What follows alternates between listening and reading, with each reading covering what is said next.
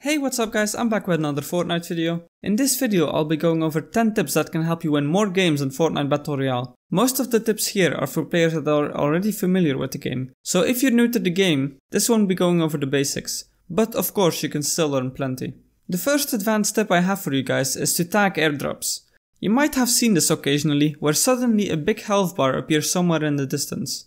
This is created whenever the balloon from an airdrop gets damaged. So when you hear an airdrop spawning and you shoot the balloon, this health bar will appear. Now you can use this to your advantage in multiple ways. You can use it to track if someone has opened the airdrop, for example, which will be obvious since the health bar will suddenly disappear. Or you can use it to track where the airdrop is exactly, which is especially useful if it's spawned on the other side of the mountain. When my squad tags an airdrop, this is usually because we want to track the airdrop, but we also want to draw attention so that we can take the loot from anyone brave enough to attack us. Now, have you ever been in this situation where you're halfway into the game but you only have a grey SMG and a few grenades? This can be avoided completely by communicating with your teammates. You want to make sure that everyone has the weapons to fight properly. This usually includes one shotgun, one rifle, and one more weapon of personal preference. If you play with the same people regularly, you will create a synergy where everyone knows who prefers which weapon. So communicate with your teammates by asking what guns they have, if they have bandages, bullets, and so on. Then you can make decisions on if you should take that legendary scar when you already have a sniper and your teammate only has a shotgun. Also try to split everything such as bullets and materials evenly, since you could put yourself at a disadvantage when your team can't back you up because you were too greedy on ammunition. Now the next step is an important one. Try to establish a solid starting route.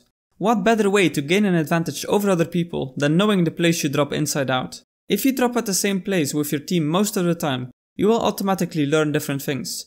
You'll know all the chests and loot spawns, you'll know the layout of all the buildings, and you will know where you can build without trees being in the way.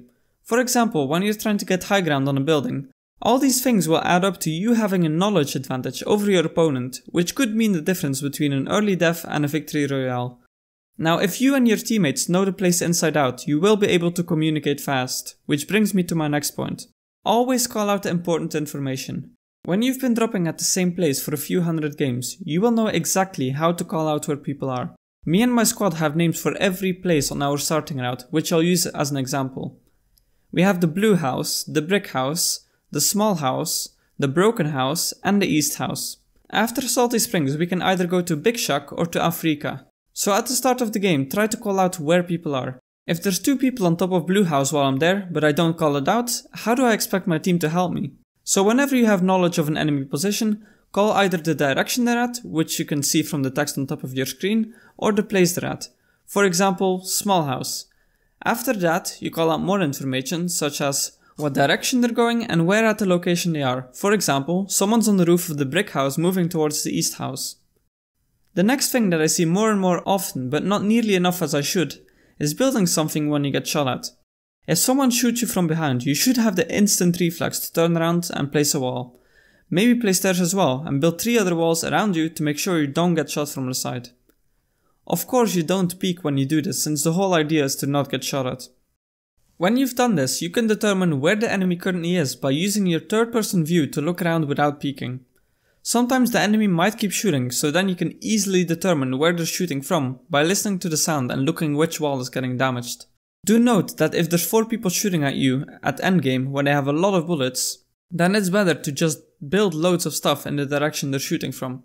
Just placing walls and stairs in that direction will either make them stop shooting since they don't want to waste all their ammo, or it will just give you more time to position yourself properly since they won't know where you are if you've built enough structures. Now something that is somewhat related to the previous tip is to always have multiple ways out.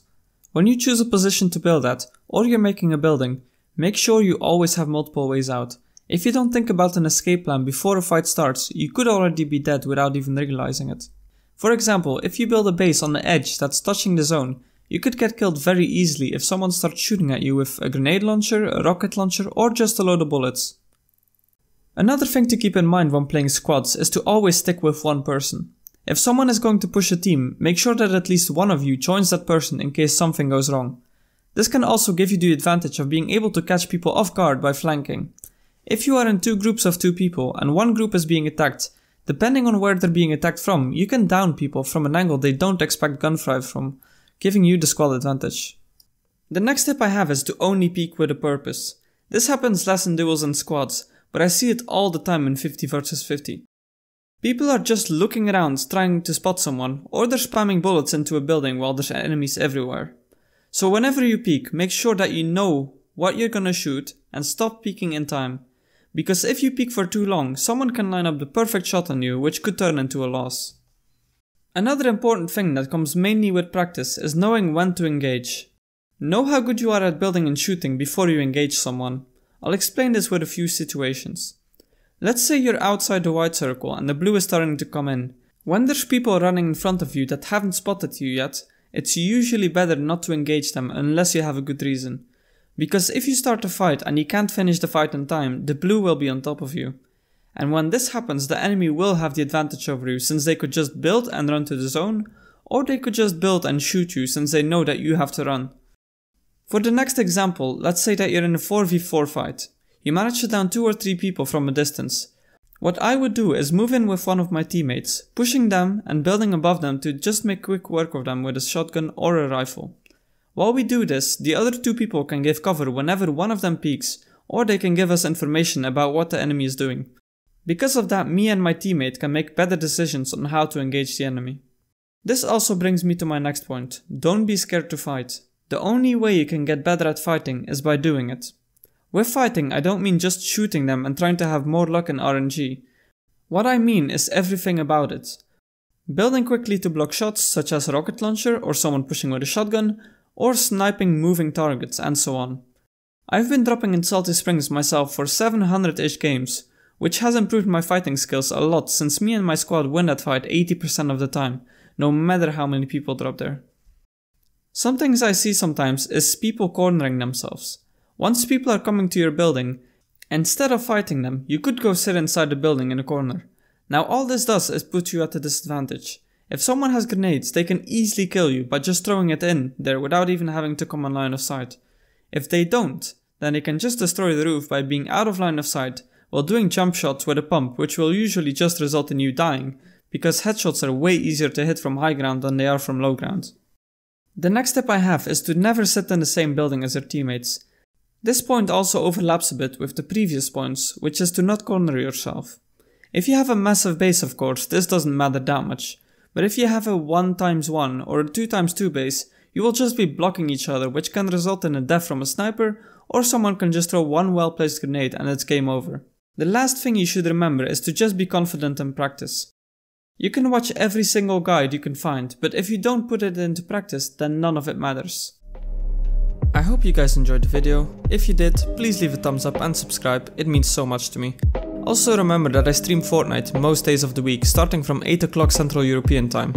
If you want to stay updated on new videos and when my stream starts, you can join my Discord or follow me on Twitter. Anyway, I'll see you guys on the next one.